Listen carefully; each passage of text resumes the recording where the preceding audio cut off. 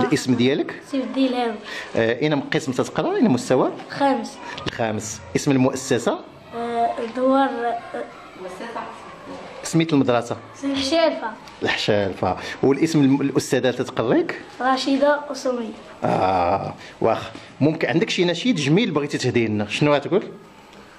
ماشي. هذا اللي درتي. نقول إذا ما قال لي ربي أما استحييت تعصيني وتخفي الذنب عن خلقي وبالعصيان تأتيني فكيف أجيب يا ويحي ومن ذا سوف يحميني أسلي النفس بالآمان من حين إلى حين وأنسى ما وراء الموت ماذا بعد تكفيني كأني قد ضمنت العيش ليس الموت يأتيني وجاءت سكرة الموت الشديدة من سيحميني نظرت إلى الوجوه ليس منهم من سيفديني سأسأل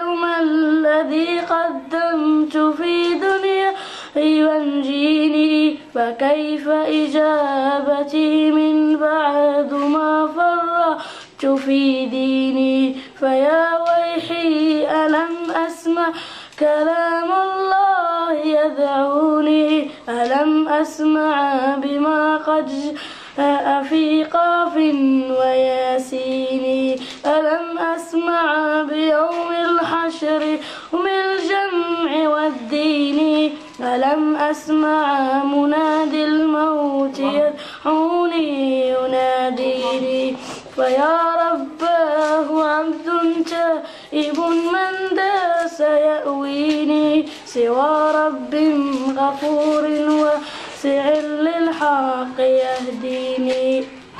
بارك الله عليك. بارك الله عليك. ها باغي تقول لنا شي نشيد؟ يلا اجي تفضل. يلا كمان.